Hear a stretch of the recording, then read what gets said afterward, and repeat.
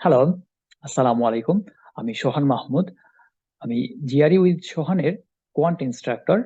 এই ভিডিও সিরিজটিতে আমি জিআরইর বিভিন্ন খুঁটিনাটি বিষয়ে আলোচনা করব এবং সেই সাথে জিআরইর বিভিন্ন কনসেপ্ট যা একজন টেস্ট টেকার হিসেবে অবশ্যই আপনার জানা দরকার তা তুলে ধরব।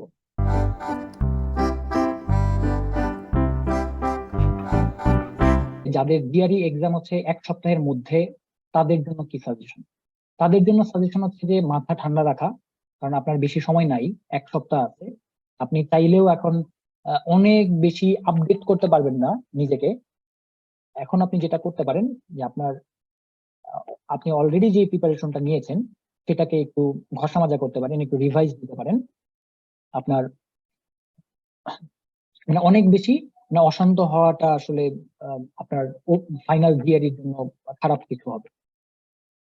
আর সরি, আরেকটা বিষয় হচ্ছে যে ফ্যান্সি স্কোর টার্গেট করাটা ভালো হবে না। যেমন আপনার পাওয়ার প্রেপ টু, আপনি যদি দেখেন যে পাওয়ার প্রেপ টু তে আপনি পেয়েছেন 160 কোয়ান্ট আর 155 ভার্বাল। তো 155 ভার্বাল যদি এরকম হয় তাহলে অবশ্যই আপনি মেইন এক্সামে আপনি এক্সপেক্ট করতে পারেন না যে আপনি হচ্ছে 170 পেয়ে যাবেন, আবার ভার্বালে হচ্ছে আপনি 165 পেয়ে যাবেন। মানে এরকম মিরাকেল আসলে জিআরইতে হয় না। কারণ মানে আপনার এই পাওয়ার পেপ গুলার কাছাকাছি রেজাল্টই হচ্ছে আপনি ফাইনাল জিআরইতে আপনি দেখতে পাবেন।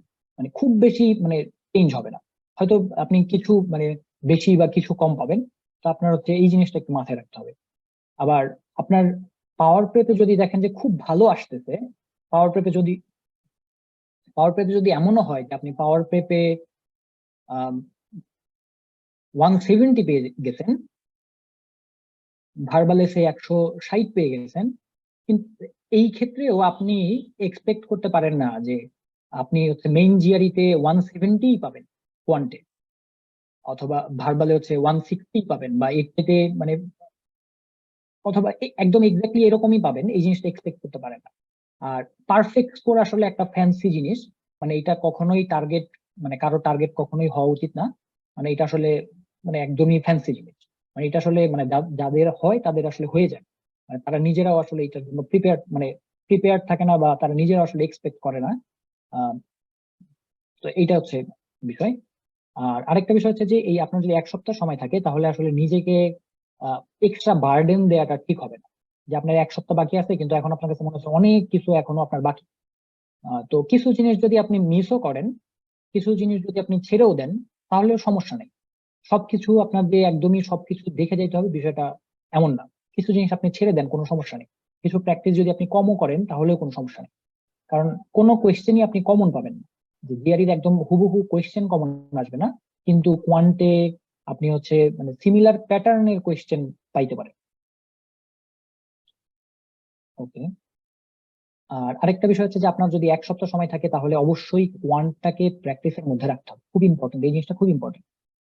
আপনার হচ্ছে যে খুব অল্প সময়ের মধ্যে ম্যাথ সলভ করার যে বিষয়টা, এটা এই 7 দিন, লাস্টের 7 দিনে আপনাকে একটু প্র্যাকটিসে রাখতে হবে, তা নাহলে আপনি এক্সাম মেইন এক্সামে আপনার হচ্ছে আহ, হঠাৎ করে এই হ্যাবিটটা হবে না আর কি। মানে এই জিনিসটা আপনাকে একটু প্র্যাকটিসের মধ্যে রাখতে হবে, কোয়ান্টটাকে একটু প্র্যাকটিসের মধ্যে রাখতে হবে।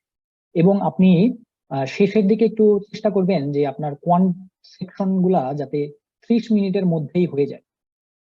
আপনার টাইম বাজেটটা এমন হবে যে 30 মিনিটে আপনার হচ্ছে কোয়েশ্চেন গুলা একবার আহ, সবগুলা কোয়েশ্চেন আপনি টাচ করে ফেলছেন, এবং লাস্টের 5 মিনিট হচ্ছে আপনি একটু রিভাইজ দিচ্ছেন। মেইন জিআরইতে হয়তো এমন আম, সুবিধা আপনি পাইতেও পারেন, নাও পাইতে পারেন। এটা আসলে ডিপেন্ড করবে আপনি কি কোনো কোয়েশ্চেনে অনেক বেশি টাইম স্পেন্ড করে ফেলতেছেন কিনা, এই বিষয়গুলো খুবই ইম্পর্টেন্ট। ওকে। আর হ্যাঁ, একটু আগেই বললাম যে কোয়েশ্চেন গুলা কখনোই কমন থাকবে না, কোয়েশ্চেনের টাইপ গুলা কমন থাকবে। আপনি যদি মেইন জিআরইতে কোনো প্রশ্ন দেখেন অনেক বেশি আনকমন, কোনোদিন দেখানো নাই কোয়ান্টে বিশেষত, তাহলে এটাকে আপনি হচ্ছে স্কিপ করেন। কারণ আপনার প্রত্যেকটা প্রশ্নের মার্ক সমান। তাইলে আপনি মানে একটা প্রশ্নে যদি, সরি, একটা প্রশ্নে যদি আপনি 3 মিনিট সময় স্পেন্ড করেন, তারপরেও যদি জিনিসটাকে সলভ করতে না পারেন, বা সলভ করলেন কিন্তু ভুল হইলো, তো এই জিনিসটা আসলে ভালো হবে না। আপনি এই প্রশ্নগুলো একদম লাস্টে দেখবেন। অন্যান্য প্রশ্নগুলো আপনি হতে পারে যে এর পরের প্রশ্নগুলো সহজ, এই জিনিসটা মাথায় রাখবেন। আর কোন সেকশনটা এক্সপেরিমেন্টাল, এই জিনিসটা গেস করা যাবে না। যেমন আপনার 3টা সেকশন যদি হয় কোয়ান্ট 1, 2, 3, তাহলে আপনি কখনোই গেস করতে পারবেন না যে এটা কি কোয়ান্ট সেকশন 2টা কি এক্সপেরিমেন্টাল কিনা। আপনি যদি গেস করেন এবং এইখানে যদি একটু ঢিলামি দেন, এটা যদি আস্তে আস্তে সলভ করেন, এখানে ভুল করেন, ইচ্ছা করে ভুল করেন, কিন্তু পরে যদি দেখেন যে অ্যাকচুয়ালি আপনার কোয়ান্ট 3টা এক্সপেরিমেন্টাল ছিল, তাহলে কিন্তু সর্বনাশ। তো গেস করা যাবে না, গেস করা যাবে না। এবং আপনি 3টা কোয়ান্ট সেকশন পাইলেও আপনার খুশি হওয়ার কিছু নাই, 3টা ভার্বাল সেকশন পাইলেও আপনার খুশি হওয়ার কিছু নাই। কারণ আপনি 3টা কোয়ান্ট পাবেন না 3টা ভার্বাল পাবেন, এটা একদমই ডিপেন্ড করবে ইপিএস এর উপরে। তো আপনার কোনো থাকবে না, প্রিফারেন্স থাকবে না যে আপনি হচ্ছে 3টা কোয়ান্ট পাইলে খুশি হবেন, এরকম কোনো প্রিকনসেপশন আপনার থাকা যাবে না। আপনি দুইটাতেই কমফোর্টেবল, এই মাইন্ডসেটটা আপনার থাকতে হবে। আর আপনার যদি ভার্বালের প্রোগ্রেসটা একটু লো হয়, তাহলে আসলে খুব বেশি চিন্তা করা দরকার নাই। কারণ ইঞ্জিনিয়ারিং ব্যাকগ্রাউন্ডের যারা আছি আমরা, তাদের জন্য আসলে কোয়ান্টের স্কোরটা একটু বেশি ইম্পর্টেন্ট। কোয়ান্টের স্কোরটা বেশি ইম্পর্টেন্ট। দুইটার মানে সামেশন, জিআরই যে ওভারঅল স্কোর, আমরা সাধারণত সামেশনটা দেখি মানুষজনকে, আমরা যখন জিজ্ঞেস করি যে জিআরইতে কত পেয়েছিস, তখন সাধারণত আমরা জিজ্ঞেস করি মানে টোটাল স্কোরটাই জিজ্ঞেস করি। যেমন কেউ বললো যে 320 পেয়েছে, 320 মানে আমরা বলি আচ্ছা খুব ভালো স্কোর। কিন্তু এই জিনিসটা আসলে এটা একটা মিসকনসেপশন বলা যায়। কারণ এটা হতে পারে যে তার ভার্বালে সে অনেক ভালো পেয়েছে, ভার্বালে মনে করি যে সে হচ্ছে 160 পেয়ে 170 পেয়েছে, একটা কর্নার কেস চিন্তা করি 170, তাহলে হচ্ছে যে এখানে সে কোয়ান্টে পেয়েছে হচ্ছে 150। তো কোয়ান্টে 150 কিন্তু খুব একটা ভালো স্কোর না, বেশ মোটামুটি একটা নর্মাল স্কোর। তো এই তার মানে যোগফল বা সামেশন দেখে আসলে খুব একটা মানে খুশি হওয়ার কিছু নাই। আপনার টোটাল স্কোরটা চাইতে আপনার হচ্ছে ফোকাস থাকবে যে আপনার কোনটা দরকার, আপনার কি ভার্বালে হাই স্কোর দরকার না কোয়ান্টে হাই স্কোর দরকার, এবং সেই জিনিসটা কি আপনি অ্যাচিভ করতে পারতেছেন কিনা, সেই জিনিসটা ইম্পর্টেন্ট। যেমন আমার শেষ মুহূর্তে আমি যখন পাওয়ার প্রেপ 2 দেই, তখনও আমি দেখেছিলাম যে আমার ভার্বালের অবস্থা খুব একটা ভালো না, তারপরেও আমি জিআরই এক্সামটা সময় মতো দেই। আমি চাইলে ডেট এক্সটেন্ড করতে পারতাম, কিন্তু আমি এক্সটেন্ড করি নাই, কারণ হচ্ছে আমার মেইন টার্গেট ছিল কোয়ান্ট। আমার ভার্বাল নিয়ে আসলে খুব বেশি চিন্তা ছিল না। তো এবং আলহামদুলিল্লাহ যে কোয়ান্টে ভালো স্কোর আসছে। তো এই জিনিসটা একটু খেয়াল রাখবেন। জিআরই উইথ সোহানের এক কোর্সের রেজিস্ট্রেশন চলছে।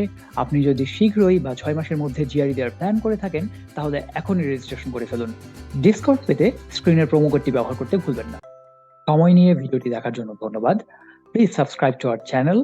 জিআরই অথবা আমাদের কোর্স বিষয়ক কোনো কিছু জানার থাকলে আমাদের ফেসবুক পেজে জানাতে পারেন। আবার দেখা হবে অন্য কোনো ভিডিওতে।